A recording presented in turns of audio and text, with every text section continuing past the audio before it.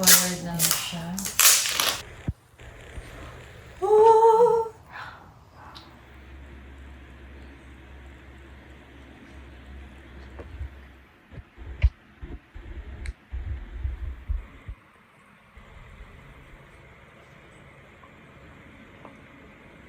Sorry kasi pa nag-vlog talaga ako ng unboxing vlog ay maraming chika. I-move nyo na lang.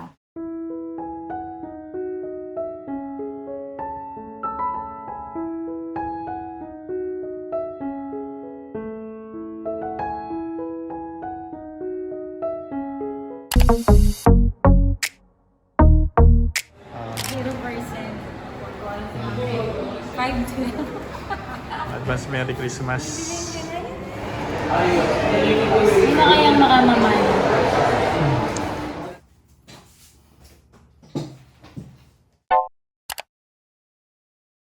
Hello everyone! Welcome to my channel. Sa mga hindi pa nakakapanood sa channel na ito, salamat at pinapanood mo ngayon. Please subscribe and support my channel. Sa lahat ng mga supporters, thank you sa patuloy na panonood kahit isang beses lang ng mga vlogs ko. Thank you, nakakatulong yan sa pambili ng dog food ng aking mga dogs. Thank you po, pambili po ng dog treats. Thank you po sa pambili po ng dog food at diaper. Guys, it's been a while. Hindi parang pambalay mo. Okay, so guys, it's been a while since last na nag-vlog ako. Pero ngayon, hindi ko to kayang palampasin because this vlog is unboxing vlog. Sabi ko, hindi ko to mapapalagpas. Kailangan talaga i-unboxing vlog natin to. So, eto na. Sobrang excited ako, guys.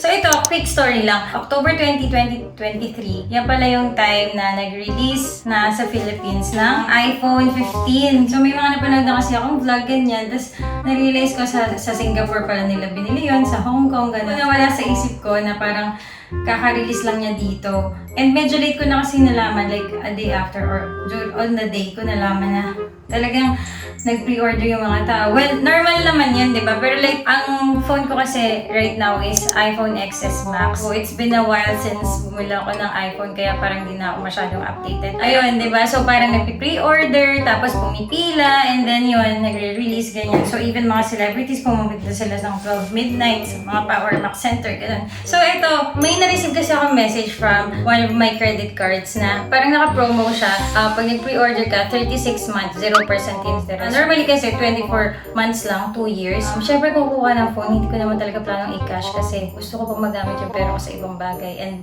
alam mo yan, para mas magaan. Yung phone ko kasi, ano na rin siya, talagang due for replacement na rin. Pero kinakaya pa. Pero ayun, nag-decide na rin talaga ako na bumili. Tapos, pagka-receive ko ng message na yun, nagpunta ako kasi sa Beyond the Box siya, hindi sa mismo Power Mac Center.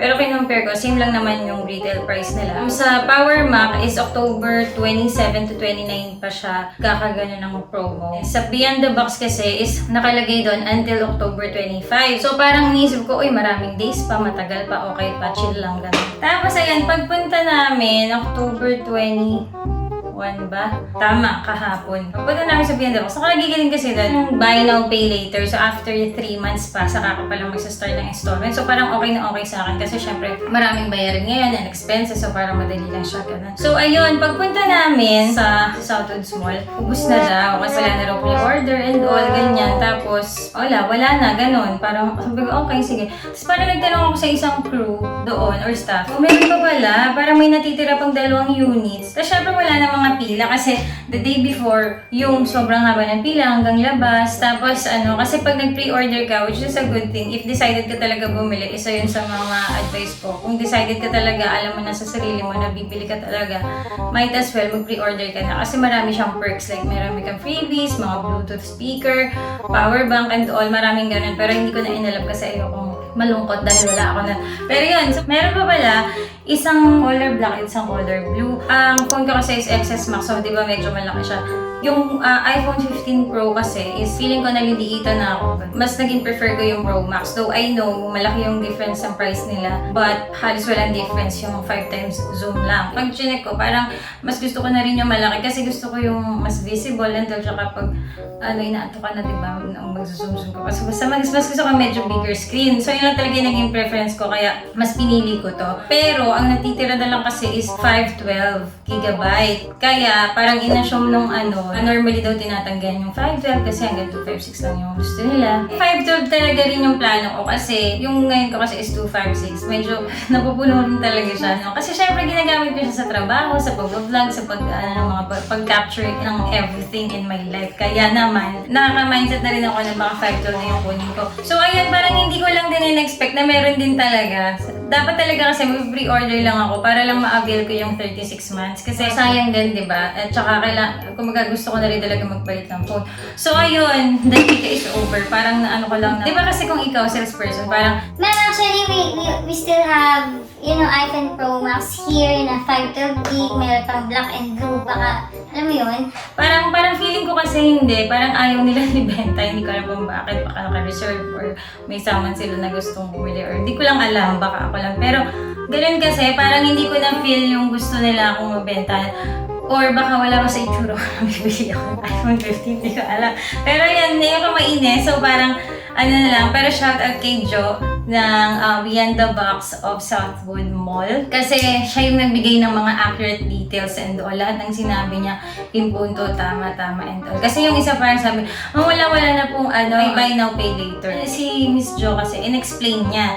Kasi yung sa terminal nila, walang ganong option and all. So parang alam mo yun, pag customer ka kasi, mas gusto mo na i-explain ng maayos, diba? Kasi alam mo yun, ganun yun. Anyway, so ito na. Without further ado. Wait lang, nakikilig ako. Alam nyo, Deserve naman natin. Tapos nag-explain ako.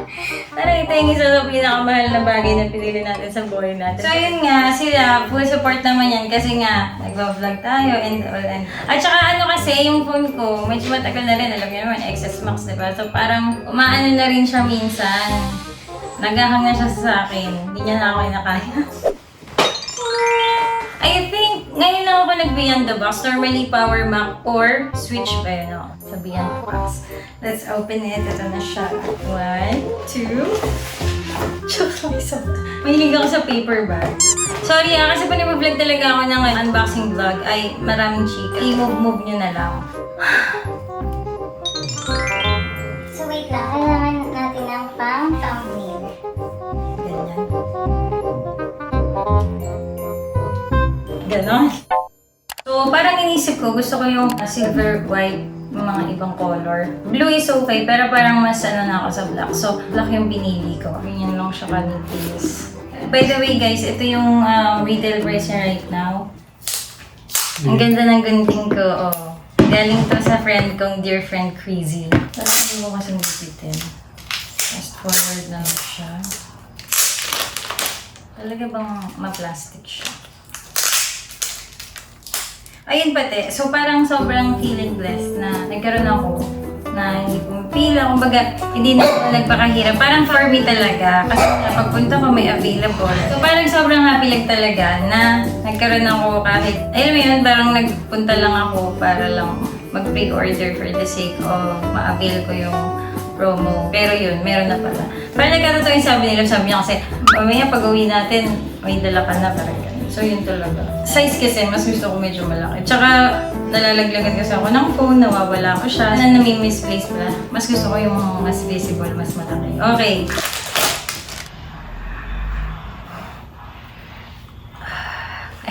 iPhone 15 Pro Max. Titanium design with customizable action button. 6.7-inch Super Retina XDR display featuring always on and Pro Motion, dynamic island bubbles, app alerts, and live activities, Pro camera system, 48 MP main, 12 MP ultra wide, and 12 MP 5x telephoto cameras. A17 Pro chip with 6-core GPU for next level gaming and all-day battery life. Crash detection can detect a severe car crash and call for help. Ceramic shield, water, and dust resistance. USB-C with USB 3 for Pro workflows, MagSafe, wireless charging. Okay, so wala pa ako dun sa part na bumili na ako ng wireless charger para like ko yun. Pero sa ngayon, Type-C to Type-C muna tayo. So ang available lang is 256GB, 512GB, and 1TB. So for 256GB, it's 91,990. 512 is 104,990. And for 1TB, 119,990. So yun, nahiya pa sila sa 10 pesos, no?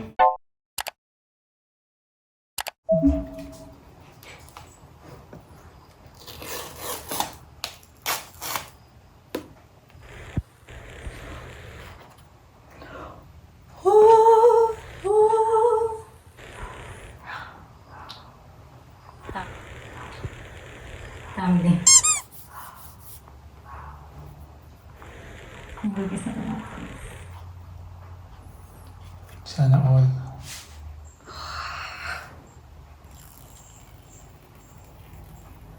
Parang ayoko bandang ganyan.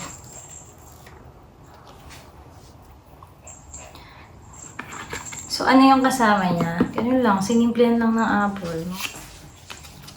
Pin to eject the SIM. Apple sticker, call center, eme.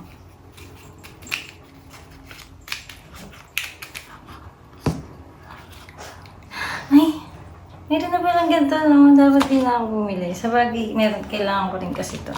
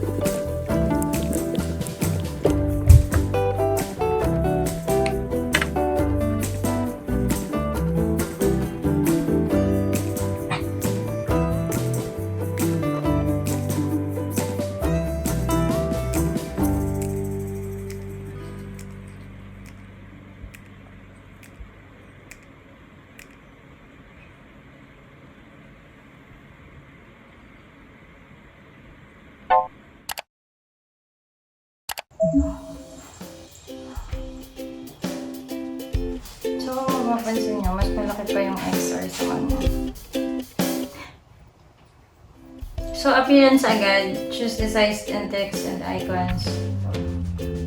Set up without another device. So, ito talaga yun na pwede mong i-set up. Yun yung naging maganda rin talaga sa iPhone. Like, if gusto mo na maging same as your old iPhone siya, i-sync mo lang, i-set up mo lang as your previous iPhone. That's it. You'll really feel na yun pa rin yung gamit mo.